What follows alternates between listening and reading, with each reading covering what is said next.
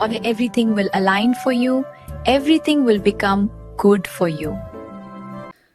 Manifestation இந்த வார்த்தையை கேட்ட உடனே நம்ம எல்லாருக்கும் நம்மளுடைய பிடிச்ச வாழ்க்கையை நம்ம எப்படியாவது அடைஞ்சிடணும் அப்படின்னு சொல்லிட்டு எல்லாருமே ஏதேதோ டெக்னிக்ஸ் எல்லாம் நம்ம இப்போ யூஸ் பண்ணிட்டு இது ஏன் நடக்க மாட்டுது, இவ்வளோ விஷுவலைசேஷன் பண்ணுறேன், இவ்வளோ ஆஃபர்மேஷன் பண்ணுறேன், ஆனால் எனக்கு ஏன் நடக்கல அப்படின்றது தான் இப்போ நிறைய பேருடைய கேள்வியாக இருக்குது. மேனிஃபெஸ்டேஷன் அப்படின்னா ஒரு கதை சொல்லலாமா? ஒரு கதை சொல்ற பாருங்க. ஒரு நாள் ஒரு ராஜா வந்து ஒரு வேட்டைக்கு போனாராம். அந்த வேட்டைக்கு போகும்பொழுது என்னாச்சா, அங்க மரத்துல இருந்து ஒரு நாகப்பாம்பு வந்து ராஜாவை கொத்துறதுக்காக வந்துட்டு இருக்கு. ஆனா ராஜாவோட கவனம் எங்க இருக்கு பாத்தீங்கன்னா, ஒரு அம்பை எடுத்து ஒரு மானை குறி பார்த்துட்டு இருக்காரு.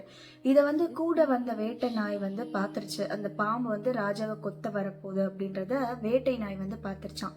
வேட்டை நாய் பார்த்தோன்னே என்ன பண்ணுச்சான், சரி என்ன ஆனாலும் பரவாயில்ல, நம்ம எப்படியாவது ராஜாவை காப்பாத்தணும் அப்படின்னு சொல்லிட்டு எகிரி அந்த பாம்பை தள்ளி விட்டுச்சான். தள்ளி விட்டோன்னே நிலை தடுமாறும் இல்லையா. ராஜா வந்து ஃபோக்கஸ் ஃபுல்லாக எங்கே இருக்கு, மான் மேலே இருக்கு. பட் இப்போ நாய் வந்து எகிரி வந்து அந்த பாம்பை தள்ளினோடனே ராஜாவோட வில்லு வந்து வேற பக்கமாக போய் ஃபோக்கஸ் மாறிடுச்சான். உடனே வந்து அங்கே பார்க்குறாரு, ராஜா பார்க்குறாரு, புரிஞ்சுக்கிறாரு நாய் வந்து இந்த பாம்பை தான் வந்து தள்ளி விட்டுருக்கு, நம்மளை காப்பாற்றி தான் இந்த நாய் வந்து இப்படி செஞ்சிருக்கு அப்படின்னு அவர் புரிஞ்சுக்கிறாரு. அது அப்படி புரிஞ்சுக்கிட்ட உடனே என்ன ஆகும், நம்மளை யாராவது ஒருத்தர் நம்மளை காப்பாத்தினா நமக்கு உடனே அவங்க மேல வந்து நமக்கு ஒரு பாசம் வரும் இல்லையா. அதே மாதிரியான ஒரு பாசம் அவர் ராஜாவுக்கும் அந்த நாய் மேல வந்துருச்சான். இப்ப வந்து அந்த வேட்டை நாயை வந்து ராஜா வந்து அரண்மனைக்கு கூட்டிட்டு வந்து அதுக்கு வந்து ஸ்பெஷல் ட்ரைனிங்லாம் கொடுக்குறாராம். மந்திரி சபையில சொல்லி இந்த நாய்க்கு வந்து நீங்க வந்து நல்லா ட்ரெயின் பண்ணணும், ஓகேவா. எல்லா கலையும் கற்றுக் கொடுத்து அது வந்து ஒரு இன்டெலிஜென்ட் பீப்புளெலாம் இருப்பாங்க பார்த்தீங்களா, அந்த இன்டெலிஜென்ட் ட்ரைனிங்லாம் கொடுப்பாங்கல்ல, அந்த மாதிரி ஒரு ஸ்பை மாதிரி எல்லாமே கண்டுபிடிக்கிற மாதிரி அந்த நாய்க்கு வந்து நல்ல ட்ரைனிங் கொடுக்க சொன்னாரா ராஜா. அதே மாதிரி அந்த மந்திரி சபையும் வந்து நல்லாவே ட்ரைனிங் கொடுத்தாங்களாம். இப்போ எல்லா விதமான ட்ரைனிங்கும் வந்து அந்த நாய் வந்து அடைஞ்சிருச்சான். அப்ப என்ன ஆச்சா, அது நல்ல புத்திசாலியான ஒரு நாயா மாறிடுச்சான். புத்திசாலியா ஒரு நாயா மாறினதுக்கு அப்புறம் ஒரு நாள் வந்து ராஜா வந்து தன்னுடைய பர்சனலான விஷயத்துக்காக போயிட்டு இருக்காராம். எங்கேயோ ஒரு மாளிகைக்கு போயிட்டு இருக்காருன்னு வச்சுக்கோங்களேன். இந்த நாய் பாக்குதான், என்னடா இது நமக்கு தெரியாம ராஜா எங்கேயோ போறாரு அப்படின்னு. ஏன்னா இப்பதான் அந்த நாய் புத்திசாலி ஆயிடுச்சுல. ஓகே, அப்படி நமக்கே தெரியாம அந்த ராஜா எங்கதான் போறாரு பாப்போம் அப்படின்னு சொல்லிட்டு அந்த ராஜா போன இடத்துக்கு ராஜாக்கே தெரியாம அந்த நாய், வேட்டை நாய் வந்து பின்னாடி தொடர்ந்து போதான். அப்ப ராஜா போறாரா, அது ஒரு கண்ணாடி மாளிகையா, சுத்தி ஃபுல்லா கண்ணாடியா இருக்கான். அது வந்து அவருடைய ஆசை கனவு மாளிகையாம்.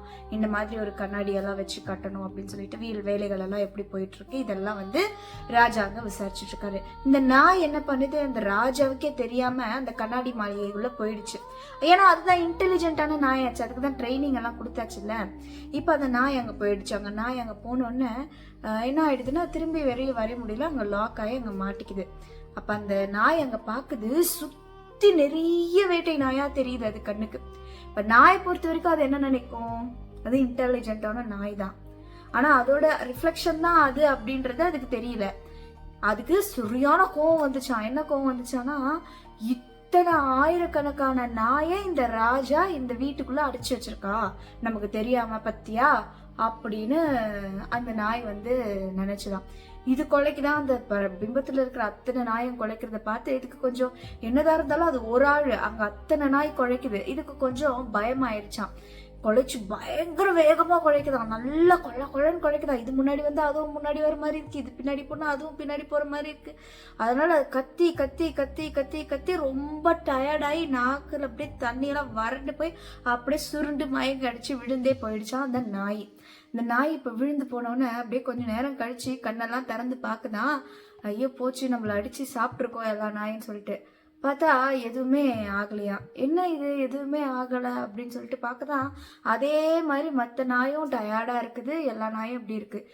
அப்பதான் அதுக்கு வந்து ரியலைஸ் ஆகுதா, இது நடந்து போனா அதுவும் நடக்குது, அது கத்தி பார்த்தா இது அதுவும் கத்துது. ஓஹோ, நம்மளுடைய பிரதிபலிப்பு தான் இது அப்படின்றத அந்த நாய் வந்து புரிஞ்சுக்கிச்சான். சோ இதுல இருந்து என்ன நமக்கு தெரியுது, நம்ம மனசுதான் அந்த கண்ணாடியில மாதிரி பிரதிபலிக்கிற பிம்பங்கள். நம்ம எதை பார்த்து ஒரு விஷயத்த பார்த்து பெருசா நினைக்கிறோம், அதை பத்தி பயப்படுறோம், இது நம்மள தாக்கும் நம்ம நினைக்கிறோம். இந்த மாதிரியான விஷயங்களே தான் நம்மளுக்கு பிரச்சனையா இருக்கு. நம்ம நினைக்கிறோம் இவங்களாலதான் நம்மளுக்கு பிரச்சனை, அவங்களாலதான் நம்மளுக்கு பிரச்சனை. அப்படி எதுவுமே கிடையாது. நம்மளாலதான் நமக்கு பிரச்சனையே, நம்மளுடைய எண்ணங்களாலதான் நம்மளுக்கு பிரச்சனையே. நம்ம பெரிய இன்டெலிஜென்ட்டா இருக்கலாம், எவ்வளோ விஷயங்கள் நம்ம கத்துக்கலாம். ஆனா ஸ்டில் நம்ம அலசி ஆராய வேண்டியது, நம்ம கையாள வேண்டியது நம்மளுடைய எண்ணங்களை தான்.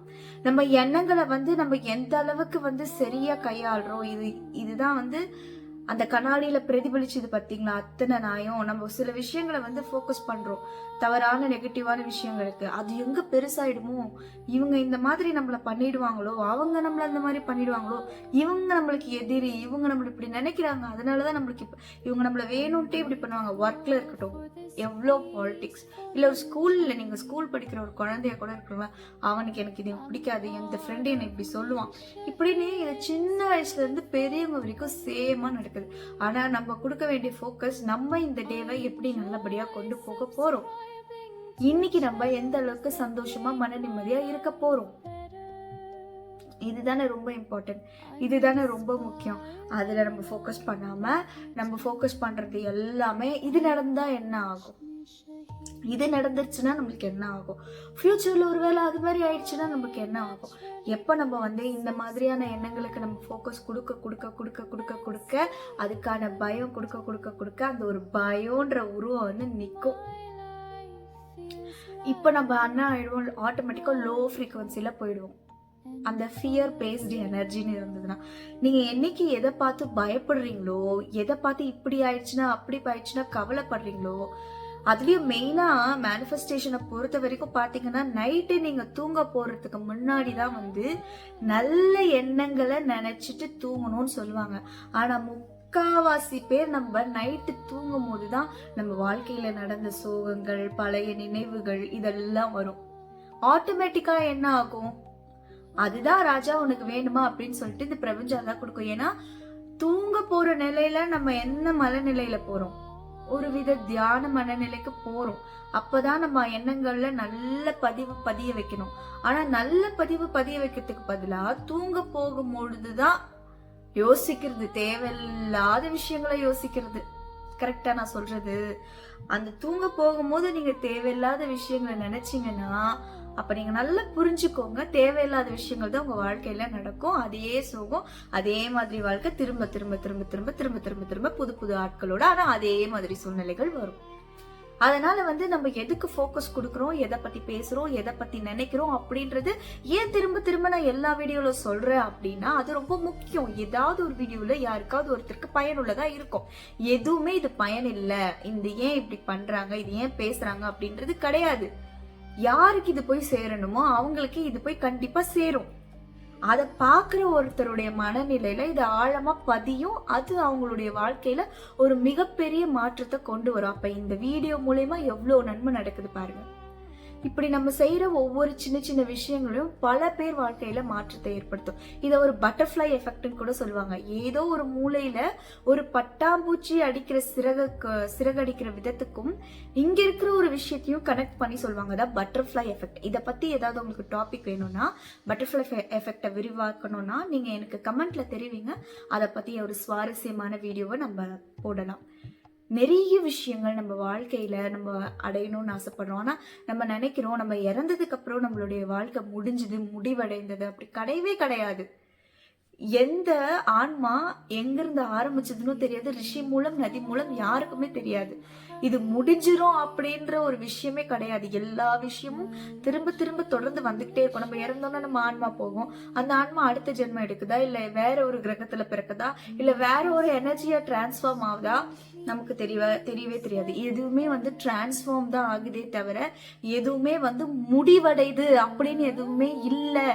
இதுக்கு ஒரு முடிவு அப்படின்றது இல்ல. அப்ப இந்த வாழ்க்கையில வாழ்றதுக்கு நமக்கு எப்பவுமே ஹாப்பியாவே நம்ம இருப்போம் அப்படின்றதும் இல்ல, எப்பவுமே துன்பமாவே நம்ம இருப்போம் அப்படின்றதும் இல்ல.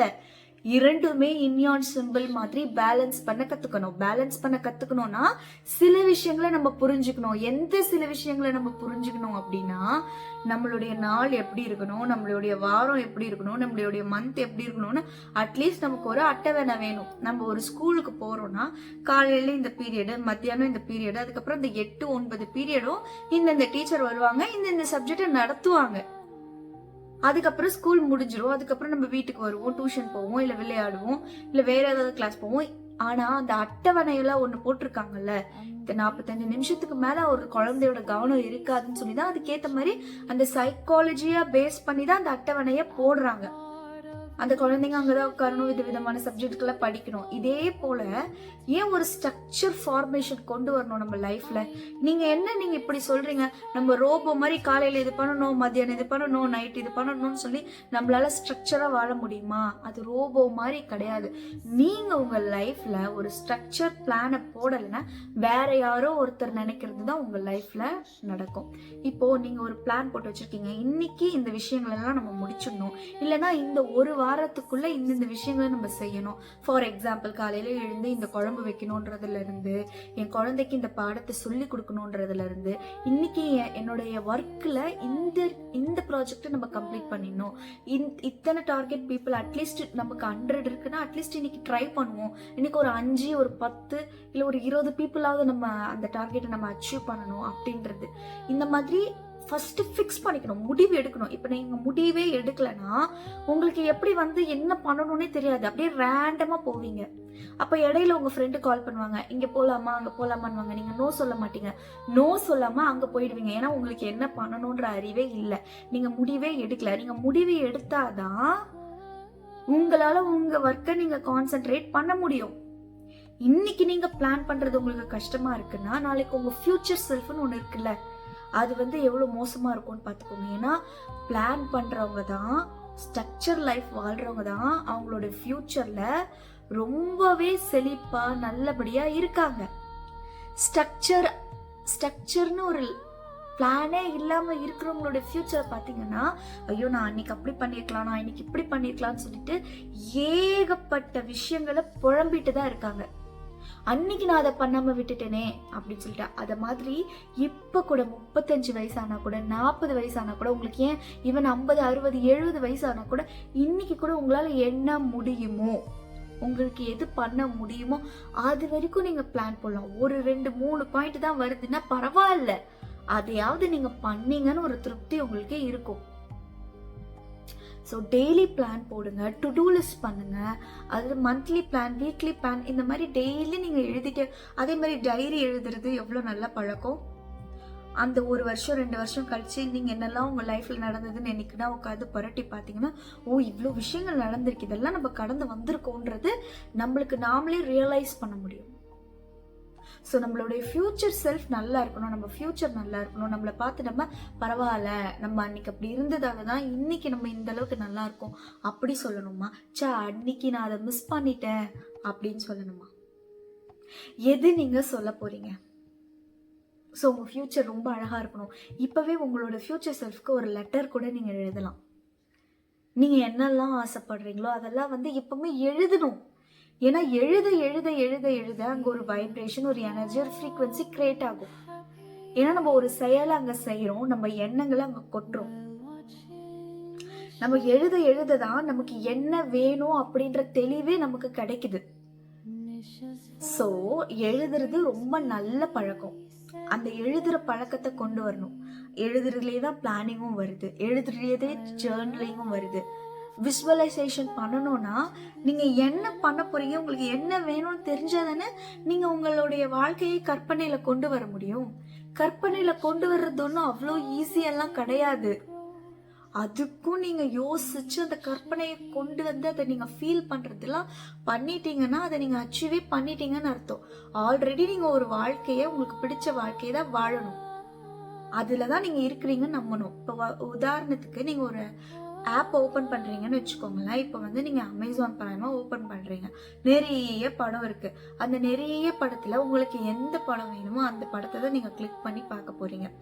அப்போ அதே மாதிரி உங்களுடைய இந்த செல்ஃப், நான் இருக்கேன், நிஷா இருக்கேன்னா, என்னுடைய பேரலல் யூனிவர்சிட்டியில நிறைய நிஷா, ஒன்று லோ இருக்கலாம், ஒரு ரிச் இருக்கலாம், இல்லை வேகப்பட்ட வெரைட்டிஸ் ஆஃப் நிஷா இருக்கு. நான் எந்த கதவை ஓப்பன் பண்ண போறேன், என்னுடைய ஃபியூச்சர் செல்ஃப் எப்படி இருக்கணும்னு நான் டிசைட் பண்ண போறேன்.